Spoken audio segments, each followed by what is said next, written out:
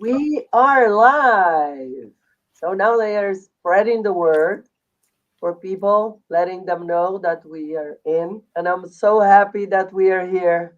It Yay. started when? October? Something like that. I think October. Yeah. So it's We been had it's been a little travel. since then, yeah.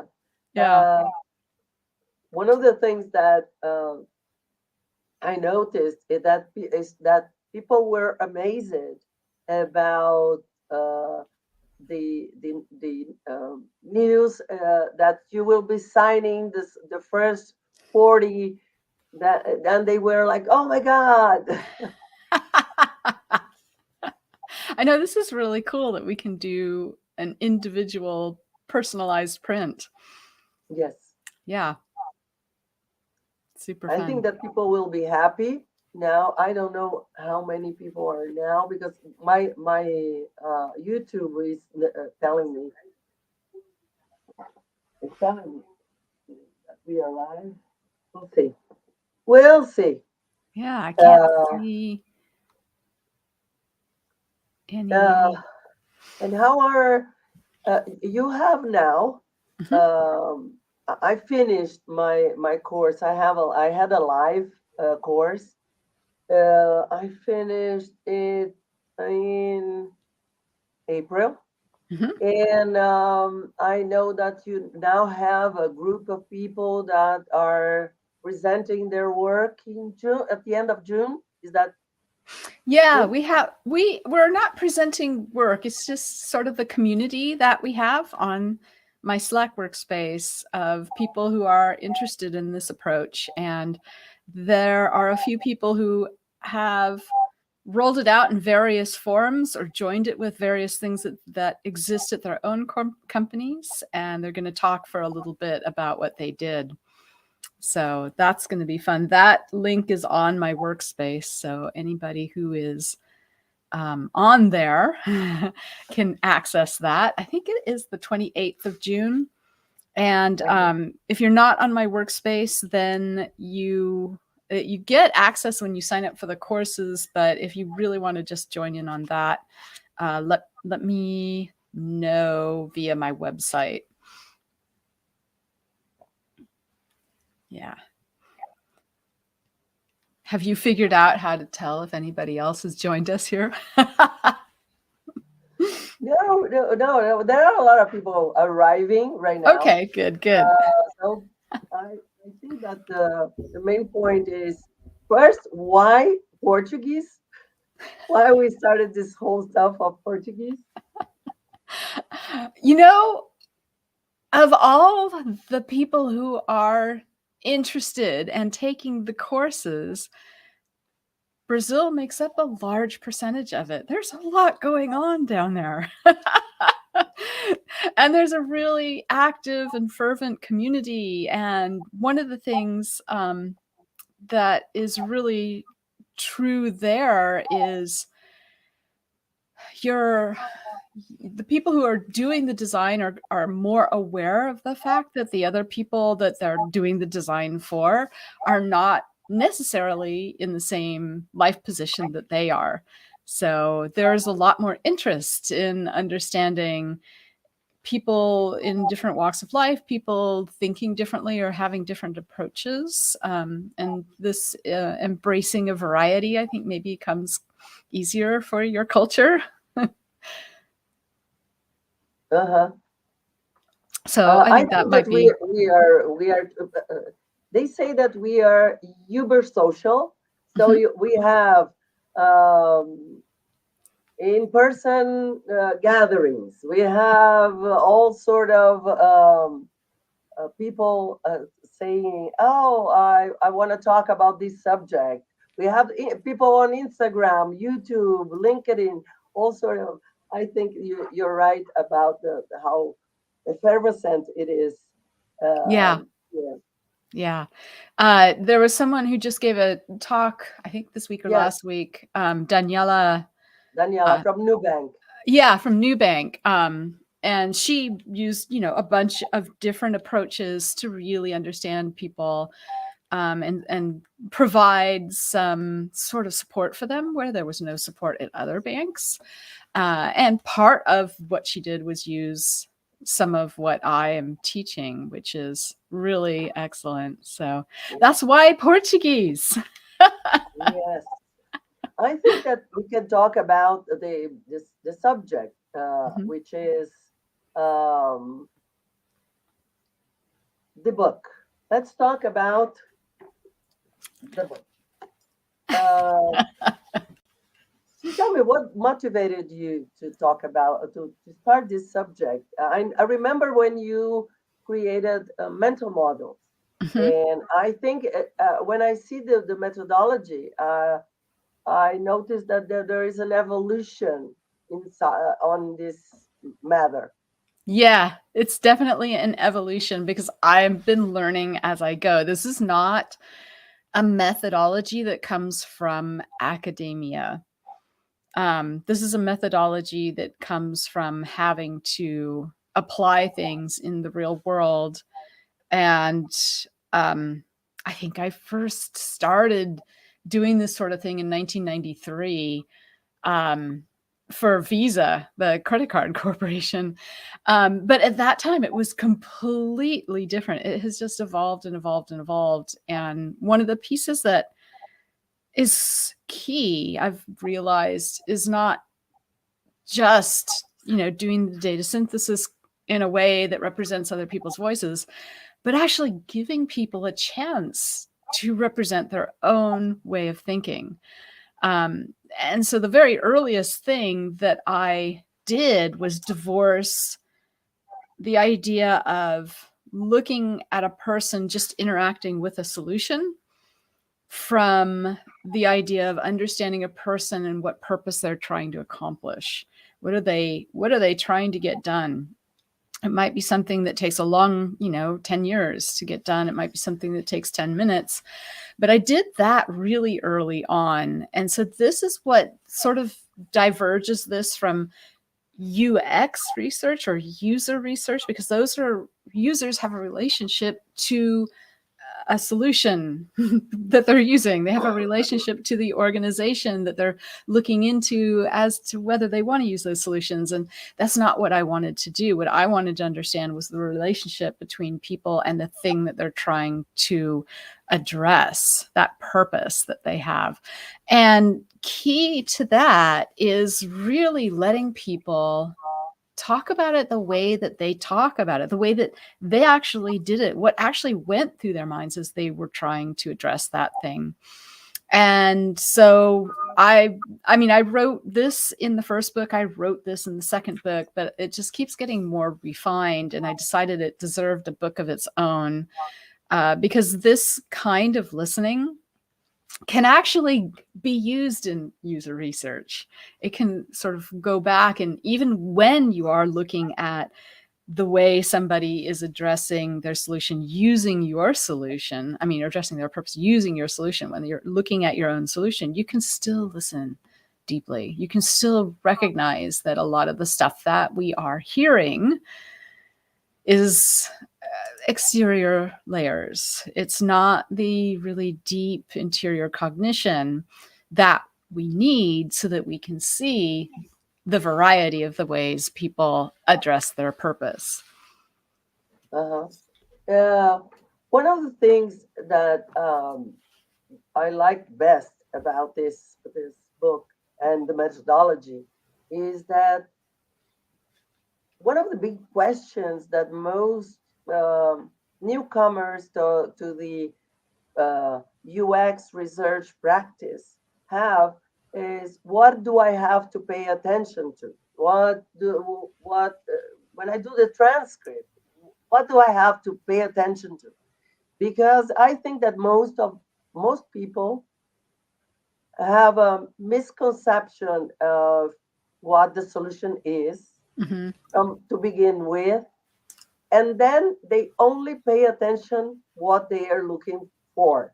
So pretty much, right?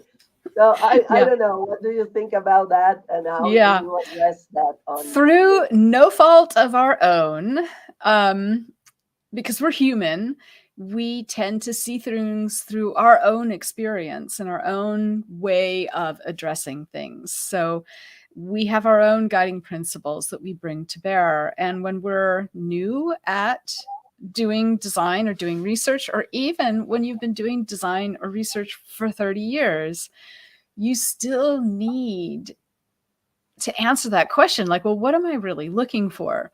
And often people are not taught how to interview.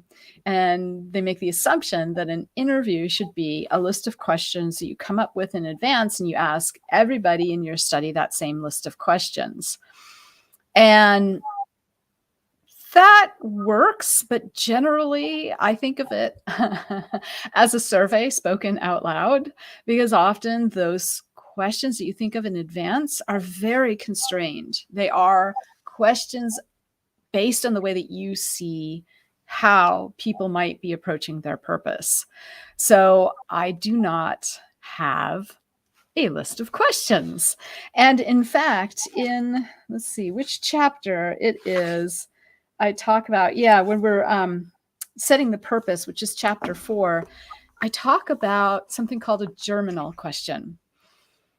So we come to a listening session without a list of questions in advance, because we don't want our own way of seeing things to structure the way a person tells us the way they think. People who are participants are actually used to that. They're like, okay, you tell me the question and I'll try to answer it in a way that will make you satisfied. So they're thinking, what can I give you? And instead, what we do is we have just one germinal question at the beginning, and we let this thing go off. We have actually a introduction session with each candidate before a listening session, so that we can find out if they have done enough thinking about this purpose that they can actually take off and take us on a tour of what went through their mind. If they haven't done a lot of thinking about this purpose in the past, then there's not going to be a listening session to be had. And they might be a great candidate for one of your other kinds of studies. But in this case, the germinal question is always kind of phrased however culturally you want to change it, however you want to change it based on that particular person. But in general, hey, what went through your mind as you were addressing that purpose? And you will say what that purpose was. Like, what went through your mind as you were doing your personal identity change? What went through your mind as you were deciding to take a trip? What went through your mind as you were, scrambling to make enough of, collect enough money to buy something big, like a house or a down payment on or a deposit on an apartment or something. So it's always a purpose like that. And that's what chapter 4 in the book is all about. This is one of the really big differences. The main idea, and chapter 5 talks about recruiting. The main idea is to find candidates who have done a lot of thinking about that purpose. Yeah, I have tried to save enough money so that I can do a deposit or a down payment. And here's everything that went through my mind as I was doing that. And yeah, it took me 3 years. So there's going to be some stuff that I don't remember to tell you, but what I'm going to tell you is the stuff that really is memorable, that really stood out, that I really struggled with. And that's how we can get into the interior cognition. So instead of staying at the surface level, and this is what chapter 3 is all about, and it has this great image in it, an illustration of a candy that has a bunch of different layers in it. Yes, you've got it. Yeah, that's it. So I don't know if you have a candy like that in Brazil, but yeah, not everybody does. But a lot of countries have candies like that where you suck on them and you get down to another layer. And what I wanted to do, it's kind of like an onion, except I'm allergic to onions, so I didn't want to use an onion as my illustration. So, okay, I used a candy. And the outer layer is kind of what I would tell you about me trying to save money for this thing that I would tell some stranger, right? I would tell you an explanation of what happened, why it was necessary. I would tell you my opinion about, the advice I got from a friend. And I will tell you these descriptions and opinions and maybe my preferences in these outer layers about a whole bunch of different topics. So each topic that I bring up about what went through my mind as I was trying to save this money is a different one of these candies. And so we put a bunch of candies out when we're trying to explain to somebody what went through our mind. And as a listener, our job is to recognize, oh, new candy, but not necessarily just, changing topics where each candy represents a topic, but also, hey, she's only staying at the outer layer of this one. She's only describing it or explaining it or telling me her preferences. I need to go to the core. And in that core, in that illustration, it contains something I call interior cognition, which is made up of three things: inner thinking, so the thoughts that went through your mind, emotional reactions, and guiding principles, which I also call personal rules. Now, not everybody recognizes what thoughts are going through their head in the moment, which is why we put it in the past. If you've ever been in an interview and you're asking somebody, so what are you thinking right now? And you get a lot of silence, both of you are a little embarrassed. And it's the person going like, what am I thinking right now? I need to make up what I'm thinking to tell this other person to fulfill the requirement of being in this interview. I don't want any of that to happen. Instead, what I want is for each one of these topics to recognize whether somebody's at the surface level, whether they're, doing descriptions, or whether we've cracked into that candy and we've gotten into the, there was that day when I had this big bill, like something happened to my child and I had to pay, the doctor or something. And first of all, I had this emotional reaction like, well, there goes my savings account, right? And then that set off a bunch of thinking like, oh, I'm going to be so embarrassed when I have to tell my mom this. And then, oh no, my mom might want to try to pay it and she can't afford to pay it either. And so how am I going to talk to my mom about this, or maybe try not to tell her, so all this inner thinking is going on. And maybe some guiding principles or personal rules come in like, well, I really need to be honest with my mom. I can't hide it from her. So that's a personal rule. And so how am I going to explain this without putting her in this position where she wants to try to pay it herself? So, how am I going to do this? And then maybe, I'll think about that a little bit there, and I'll think about it again another day. And I might think about it while talking with a friend. And that's the stuff that we get to hear in a listening session. One thing that I notice is that when I do work using your methodology, it's really easy and fast to do the transcripts because I'm paying attention to the phrases that have those three main ideas instead of, being lost in a sea of words, pretty much, because there are a lot of description of things before people really go deep inside. I think that especially in Portuguese, because they want to create the setting for Yes. you, Yes. make sure that you will understand. And then they go deep and they talk a lot about emotions and guiding principles. Although they don't know that they are doing that, it's noticeable. Yeah. And having these like guidelines or something for not only conducting a listening session, but for doing the data analysis, the synthesis. I like to call it emergent synthesis emergent patterns, because I want not my researcher's understanding of this transcript and that transcript, but the person's voice to come out. And it's a 2-step process that I teach. And so that's available on my website. But the idea that you can ignore half of that transcript is amazing. There's 2 things going on in a listening session, in an interview even. A person's either talking to you to try to describe or help you understand something. There's scene setting to you as the researcher right now, so you understand what I'm about to tell you. And that's called session mode. Okay, so I'm in session with this person. That person's aware of me. We are in the present. We're just talking with each other. And then that person starts going off into memory mode.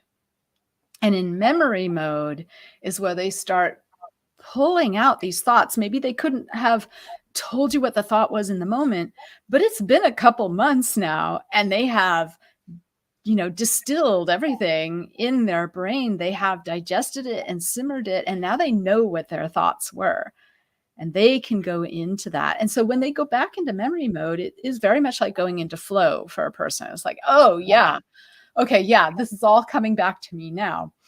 And here's what was going through my mind at that time. And so there's a big difference between memory mode and session mode.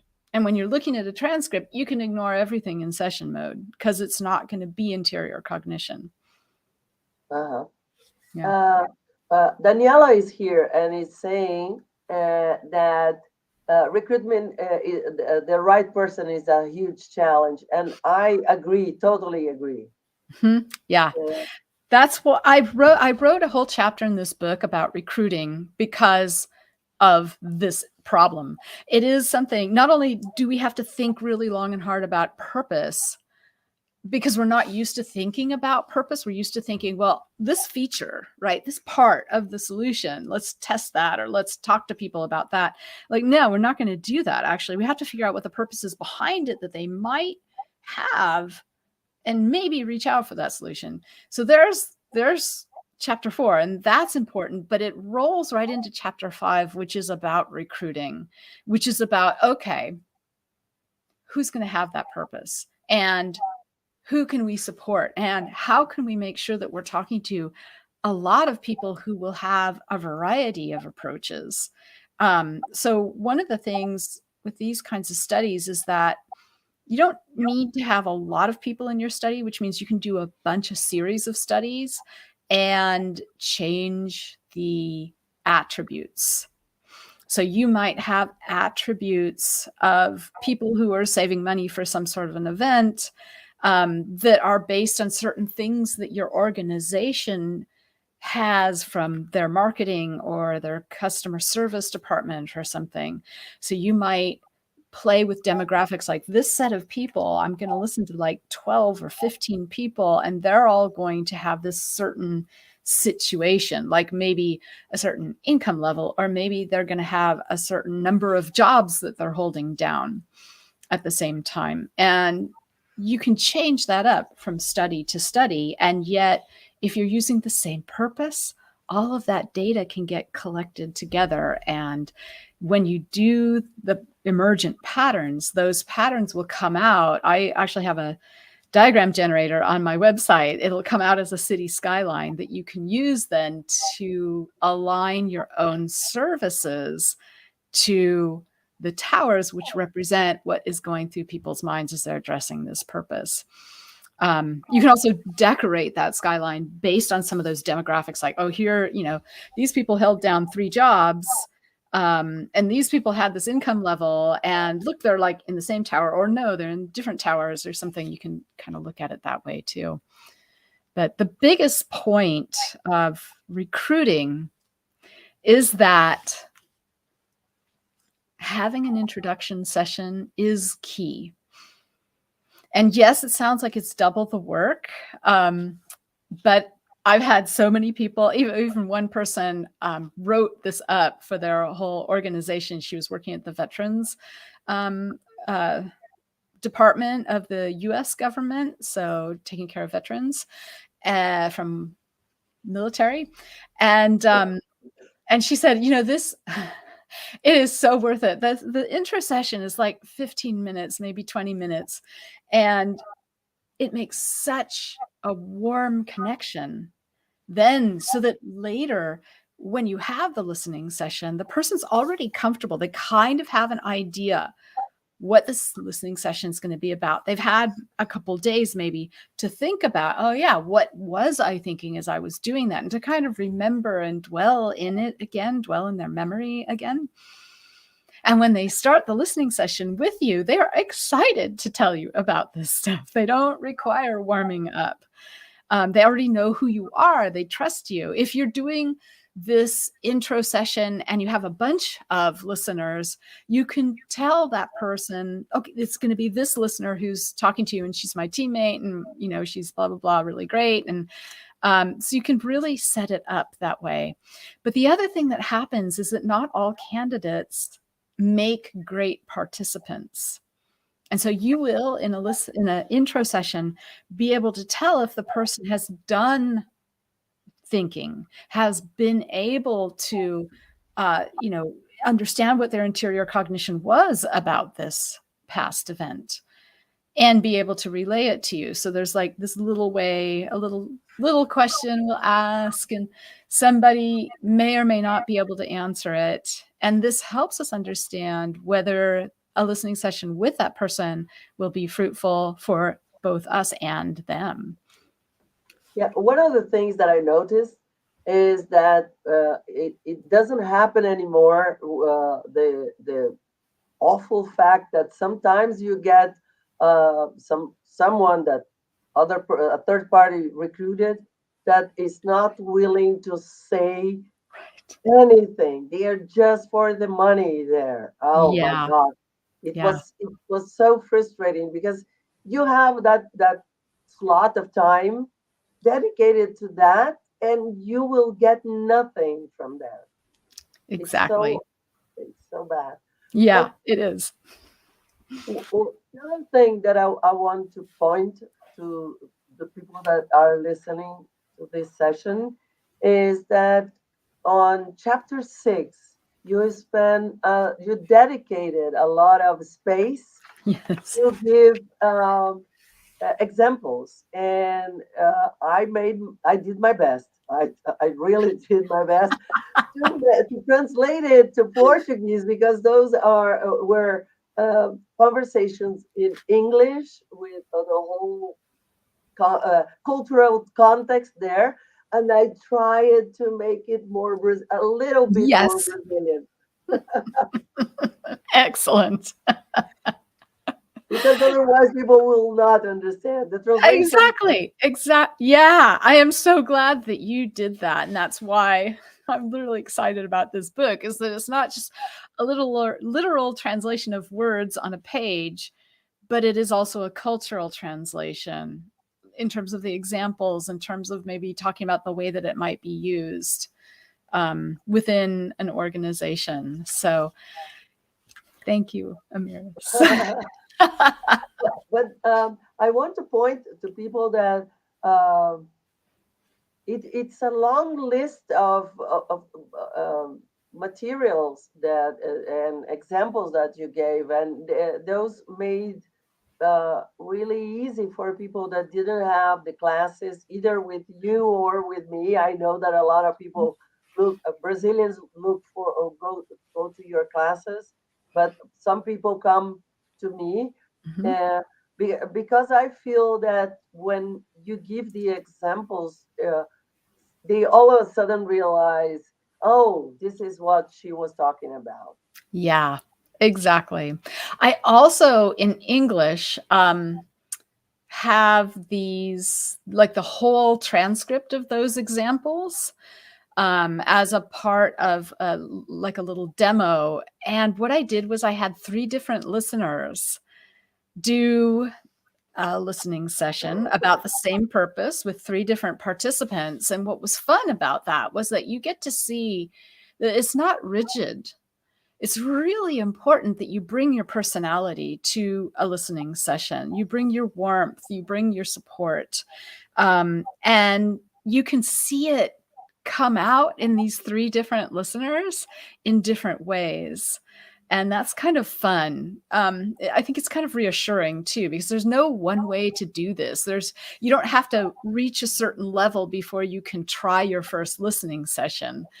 You're going to want to understand what we're listening for, but you're not going to be able to identify them all at the right, in the moment. That's okay at first. That's okay. Yeah.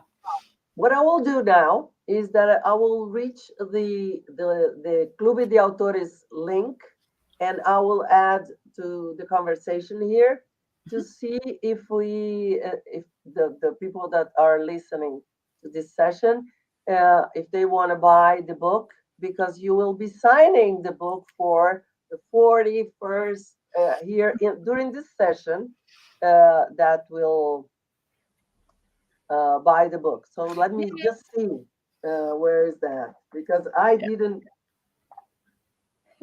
bring it up on screen first.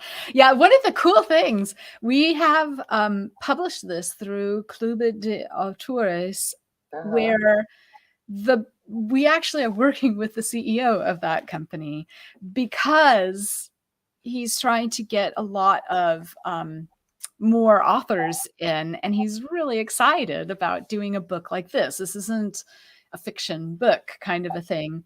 And one of the things we're going to do is be able to print your name inside the cover of the book. Yeah. So that's super exciting.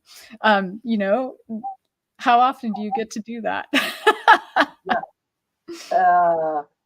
And when I introduced you to Ricardo, I told myself, oh my God, now all of old friends that I don't see for a long time will come out, because it was, I, all of a sudden I had this idea, oh my God, Ricardo from Clube, let me see if he's still doing that.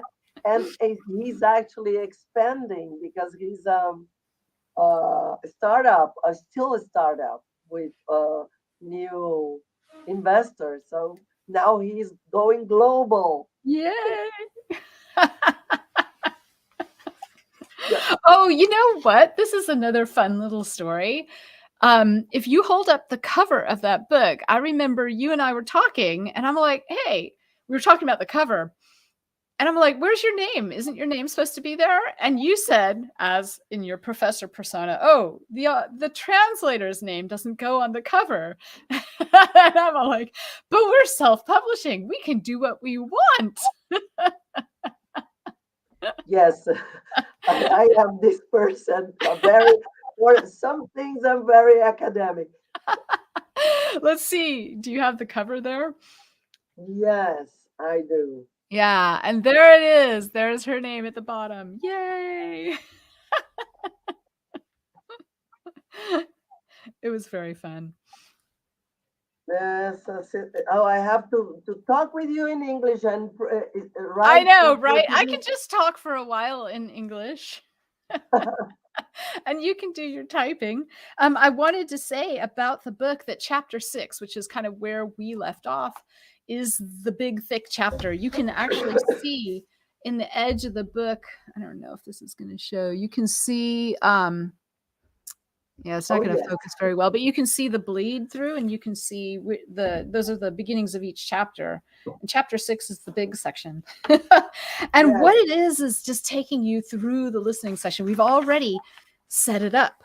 We've already figured out the germinal question in chapter 4. We've already figured out which candidates we're going to turn into participants, and done sort of this warm up with them ahead of time. So now we're in the session. What's going to go on in the session? And if I'm setting you into a session without a list of questions, oh my gosh, what happens? How do I deal? And so, like Amyris said, there's a lot of examples in there, but the idea is that I talk about how to start it, and I talk about how it unfolds. So starting it is pretty similar from one to the other. And it depends on the participant and how good they feel about their memories of this, and how trusting they feel of you as to whether they'll just take off. I've had people just take off, and I've had people where it took me like 15 minutes to get them comfortable again. Chapter number 7 is about this trust, ensuring this safe space for this person. Making sure that they feel like you're not judging them, and different techniques and words you can say to help with that. But the other part of how a session unfolds is this interesting thing that I've called pull tabs. I've called it a lot of different things throughout my career, but in the book, I'm calling it pull tabs, like, that thing at the top of a can of soda.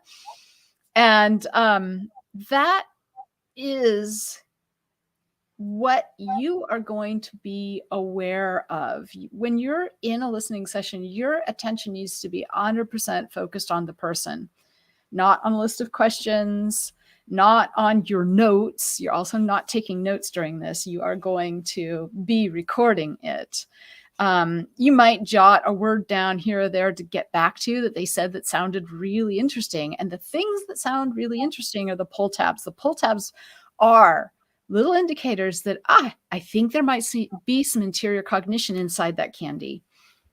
I think there's some interior cognition we haven't gotten to, or maybe they mentioned something that was emotional that they didn't follow through on. And I'm like, well, I need to understand what that emotion was to them and to go back to that, or, that personal rule.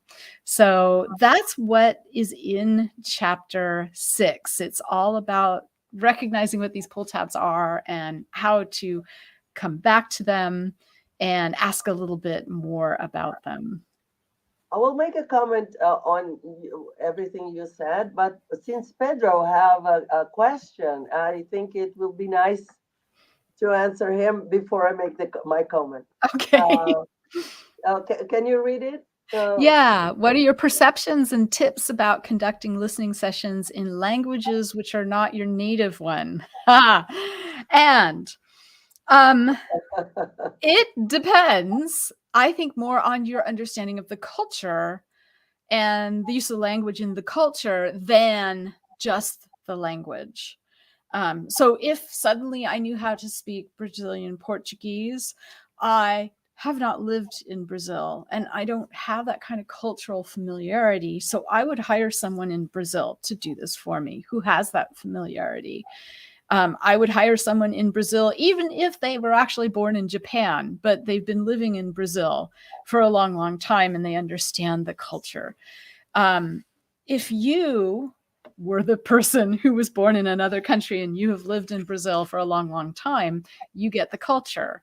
So there's no problem there. So I think that that's the point. Now, and I mentioned that a lot of people in Brazil are taking my courses. There are a lot of people in India also taking my courses. And what's interesting about India is that it has a lot of different languages within one country. Yes. And so the researchers are like, okay, language is, we're going to treat it differently than like I would treat a language in the US. And so in India, the researchers will go ahead, I think, and use their knowledge of the language for the participant who speaks that language. I'm not sure if perhaps culturally there's not that much difference, so I don't see into that quite as well. The person who wrote the foreword for my book is in India, so I now have a question for her. But that's the idea. One of the exciting things about this is that a lot of people around the world know how to do this now, and that means if we're not familiar with the culture, we just reach out to another person in another culture and say, hey, could you, are you interested in earning some money to do these listening sessions for us? One of the misconceptions about Spanish is that Spanish speaking countries speak Spanish, one Spanish. Right. And actually, it's 19 different Spanish everywhere. So the thing is, if you don't know what the history, the culture, Mhm. etc., you are not speaking their language, Mhm. although it's Spanish. Yeah. And to be honest, a participant who is excited about doing this sort of a session with you will also try their best to help bridge that cultural gap. They will correct you if you've got, some sort of a misinterpretation of what they meant. You will be trying your best too. You will be maybe going slowly, and say, well, did I understand that right? A little bit more than you would in your own culture. But that other person is also going to try to help as well, Uh, to try to make sure that you get what was going through their mind. uh, Yeah. and let me see here about the chapter 7. Uh, it's about, you said about safety, and we talked about examples and everything else. One of the things that I noticed is that when I started to use your method, is that I became a better listener for sure. In my life, it's not about being a researcher, is that I pay more attention to people. I I I instead of being in my own cocoon, pretty much, I'm paying attention to the other human being. I use it to observe a lot because I did a lot of ethnography, but I now I feel when I look back that I was doing my best not to judge what I was seeing, and not to put that in context, etc. But I was not paying the attention they deserve it. Right. Yeah. And now I feel better, that I'm doing better my job now that I'm really paying attention. I'm a better mother too. Right. And these can be, the existing relationships can be the hardest ones to change, because you've got all this baggage of how you react and how you assume what the other person was thinking, and to actually like stop yourself and go, well, wait a minute, here's what I thought you were trying to convey, and I think I'm wrong. And let that other person have the chance to tell you a little bit more. If the other person also has all that baggage and they're like, I'm not going to tell you. Yes. But yeah, it does. It's, I think it's at its root. So there was a man named Kevin Brooks who used to work for Motorola as a storyteller. He has passed away. And I dedicated the book to him because he was teaching a workshop about storytelling, but the first part of it was about listening. And he briefly said, oh, hey, when you listen, most of the time you're busy formulating what you're going to say next. And why don't you just turn to somebody next to you in this room right now, and for 2 minutes, just listen to them.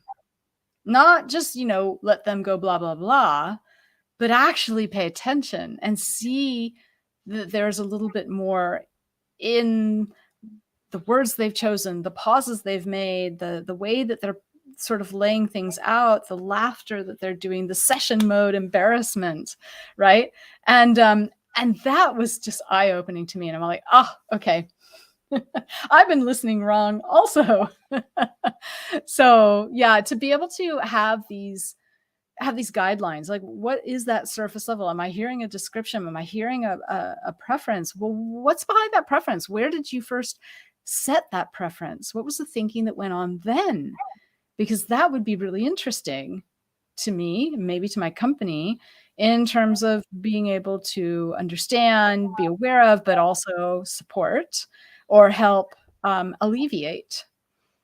So that's what having those three things that we're looking for: the interior cognition, the inner thinking, the emotional reactions, and the guiding principles or personal rules, having those as the things that we're after, and having that memory mode and having the person be in memory mode and try to get to those things, that's the power of this. That's the, oh, now I'm listening.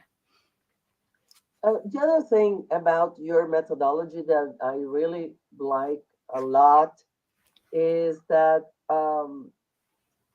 when when you uh, when you pay attention and you create the mental models and you see the opportunities are many, you can weight them and say, oh, this is the most important one, this is the easiest to do, and etc., etc.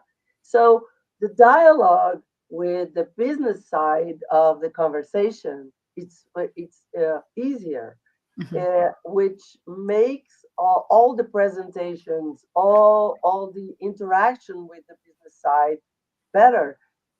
For me, one of the things that I had in the past as a frustration, big Mhm. frustration, is that when I presented the results, most people were not that interested. Mhm. Mhm. And I also felt that we were, I don't know, they were not getting what I was trying to say. And now that there is this bridge uh, between the research side and the business side, it's easier, which Yeah. for me, it's the best part Yeah. because it's very hard to sell a new idea or show lots of opportunities when people are just trying to evaluate uh, if their idea is good or not. Right. Yeah. Yeah. Okay, so two things I want to do. First of all, this is the page in chapter 9. This is the only page where I show what we're after, what we're going to make out of this thing, which is an opportunity map. You can see it looks like a city skyline, but beneath each of those towers, and it's arranged like a city, like it's got blocks and it's got neighborhoods and stuff. But below those towers are the things that we're doing as an organization or not doing as an organization. And we can measure how well we're doing these things as an organization in support of that tower, which is to say, what we're doing is we're finally measuring how well we help a person address that purpose, address that part of their purpose. And instead of just measuring our own KPIs, which is, great for internal teams, but it isn't great for the people we're trying to support out there. We're finally able to measure that. And it's really interesting to be able to, first of all, the leadership really is interested in that drawing. It's a different drawing, that city skyline. And to be able to use that same drawing, that same city skyline, you might add more research to it over time, but it's the same city. And in fact, I've got big banks who have several cities. And to be able to show those cities and show movement, improvement in how what we're doing underneath a tower is supporting the people in that tower. And so we can see, like, oh, here are the hot spots. Let's go fix this hot spot and see it get better, which is Uh-huh. really amazing for leadership. Yeah. One of And the things that I yeah, try to make is people to participate to these sessions, listening sessions, and somehow learn the methodology. Although they are not researchers, they understand what are we up to, mhm. and they participate on the tower's creation somehow. Yeah, Somehow, this is something that I do. yeah, Uh, yeah. The second thing I wanted to mention too is that I just wrote an essay. I have a medium.com um, uh, publication called Inclusive Software. So it's medium.com/inclusive-software. Let me see. And the latest essay that I wrote it's about org strategy and all of the things that influence an org strategy. And I've got this diagram with a cloud, and org strategy is at the center, and all these things in the cloud are influencing it, one of which has always been market research. Another is, always the CEO is influencing the org strategy. Maybe the sales team is influencing the org strategy, but UX research does not influence the org strategy. So I've broken out a different little thing. I've called it design strategy research. Other people are calling it like UX strategy research, or strategic design research, or foundational research, or discovery research, or all that kind of thing, needs finding. That is separate, and that is influencing the org strategy. It's also feeding and being fed by UX research and market research. So that's an interesting little article that it kind of breaks it down, like market research asks these questions, UX research asks these kinds of questions, but this strategic research asks this other set of questions. And yeah, that one's kind of a fun one. Daniela has a question. Yeah. What are the main differences that you notice when people start to use interior cognition concepts? Do you mean by use, do you mean the researchers? I'm assuming, yes. So I can't even type into the little question and answer thing, but when people start using, when researchers start using this methodology, often it is in little bits and pieces married in with their existing process, because they can't just wholesale walk in there and say, hey, we're changing our process, right? So what they'll do is they'll take little bits and pieces of this. They might decide to try a study based on a purpose, but the study is a traditional interview kind of study, or even a survey, or even some sort of card sorting study, but they're doing it based on a person's purpose, and they'll see different kind of results, a different way that the patterns come together. Because normally when we do our research, our patterns will come together either based on sequence and time, or based on nouns that are important to our organization. And that doesn't allow a person or a set of people that we're trying to support with our solutions, that doesn't allow their way of thinking to show up. And so I think from what I've heard from people is that being able to try one little piece of this, like I just gave you an example of using purpose, but some people try a little bit of listening session at the beginning of some usability tests. Other people have tried different things, and it gives the rest of their team a little glimmer of like, oh yeah, this is why I got into design. I got into design to make things better for people. And you have shown me this little thing that isn't that big of a change, that we can still fit inside our process, that really makes me get back in touch with that and regain my confidence in the work that I'm doing and reach for more of it next time. So Daniela, that's kind of what I've been seeing.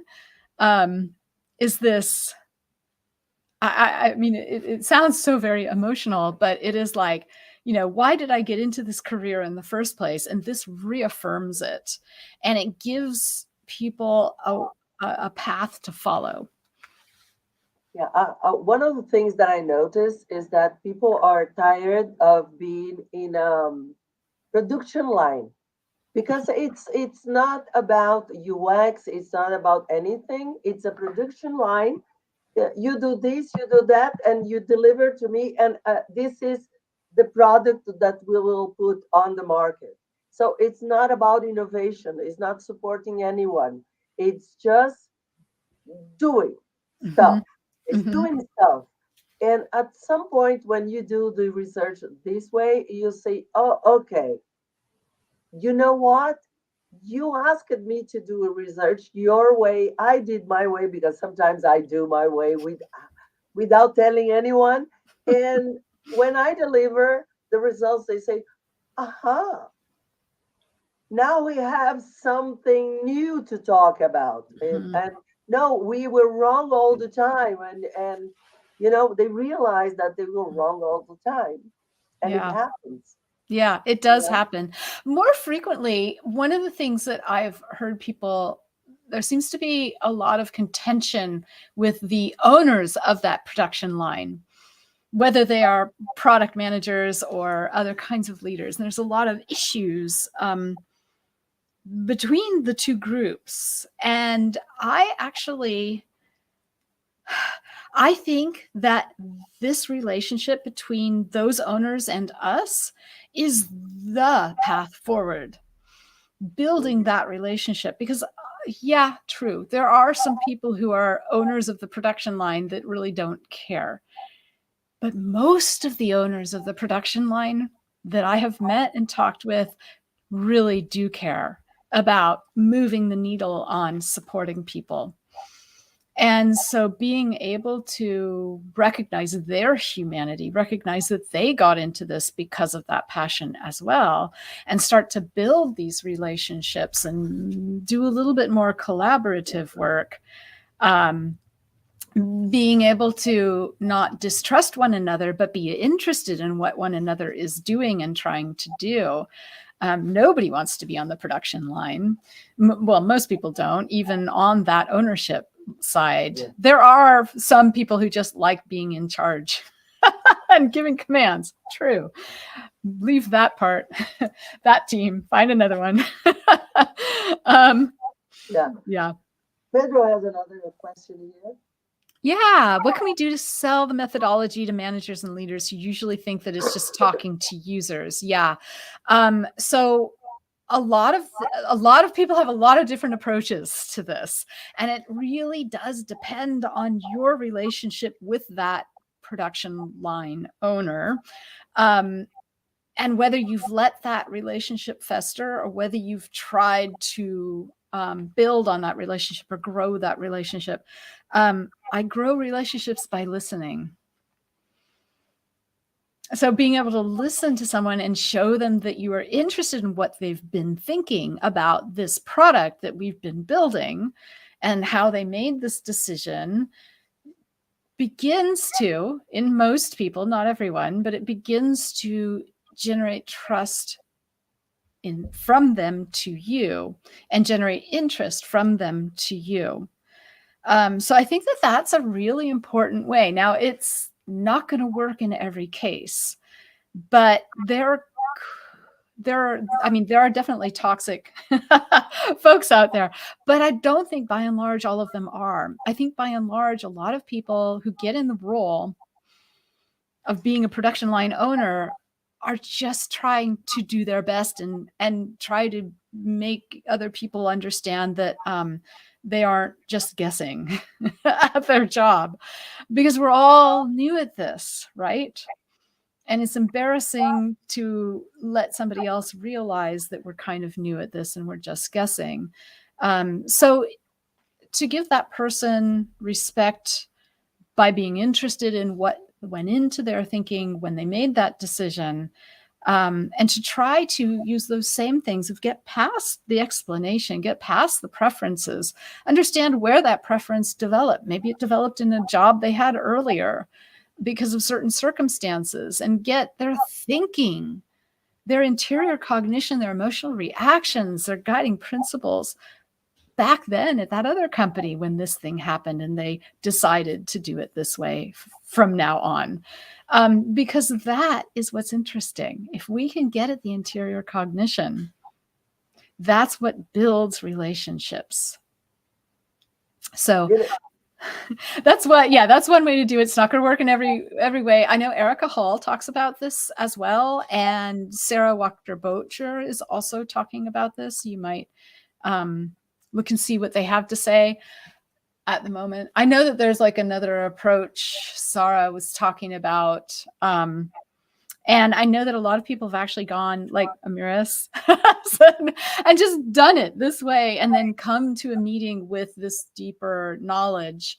I think it's really important to recognize that other people want your respect as well as we want their respect. And so to not assume that they were dumb in making the wrong decisions, but to actually go and find out what was behind that decision and what the thinking was, because it was influenced by something more than likely than not. Pedro is asking how to convince his boss to do the first session or the first listening session when recruiting, listen that person before going to the actual thing. And I will answer my way because I deal with a lot of managers that very stubborn on their way. And one of the things that I do right now is that, you know what?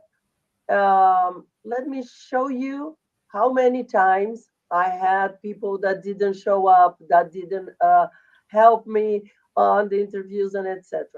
Those were costs for Yes, us. those were costs. And my approach is about the part in the human body that hurts the most, which is the pocket. And if it hurts, they will stop and let you do that. Yeah. That's Yeah. my way. That's a very good way. And when you were telling that story, that's also the thing that came up in my mind was, because I'm not doing a listening session right now. Also, when you have an interview with somebody and you're trying to get interior cognition, I've gone through people's interviews, transcripts, and I've been able to pull out maybe 4 concepts or maybe 10 or maybe 16 out of like a half hour or an hour long listening interview. And then I show them a listening session about that same purpose, but where we let the person talk about their purpose and we get that interior cognition. And the number of concepts that come out of that transcript, minimum 40, 60, 80, sometimes 120, depending on the thickness at which someone is speaking or the length of time that it took for them to cover this. One of the things that I teach in the book is that you don't ever end a session. You let the person tell you when they have covered everything that went through their mind about this purpose. And then you say, was there anything that you were thinking about telling me between doing the intro session and this listening session? That's our traditional end question as a researcher. Was there anything else? Was there anything? But I do it specifically because we have that intro session. Like between that intro session and now, was there anything you anticipated telling me? And yeah, half the people will tell you something more. And so that's another reason. So those are 2 more reasons. Number of concepts you're going to get out of the transcripts and that answer for that last question. Oh yeah, that's right. I anticipated telling you blah, blah, blah. Yeah. Manuela is asking if you were influenced by psychologist Marshall Rosenberg. I remember that you said you have recommended a psychologist in your course, but I can't remember. It's not Rosenberg. I don't. I know more along the lines of the psychologists who are working in understanding the various types of empathy. Yes. And I don't know if that is one of them. Miller, and why am I not remembering his first name? He's one of the psychologists that has taught listening to psychologists and written a very thin. Yeah, William, that's who.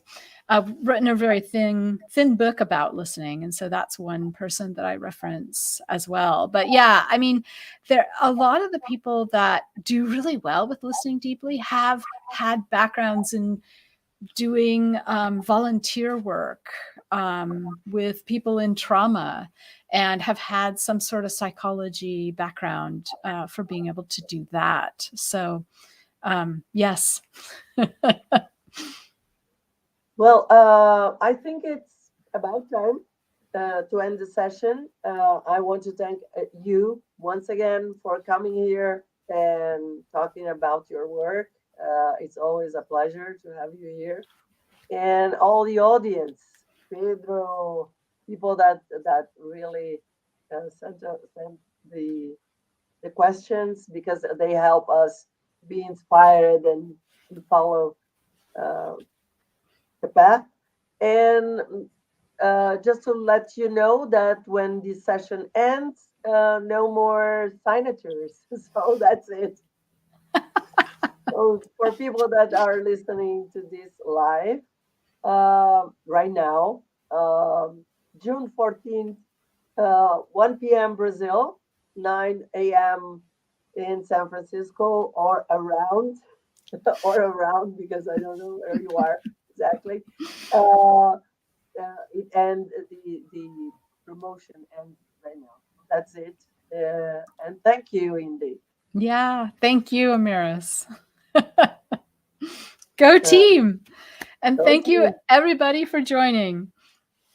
For the ones that are looking for the course, Indi's courses, they are in English and in her website, and in mine, they are in Portuguese.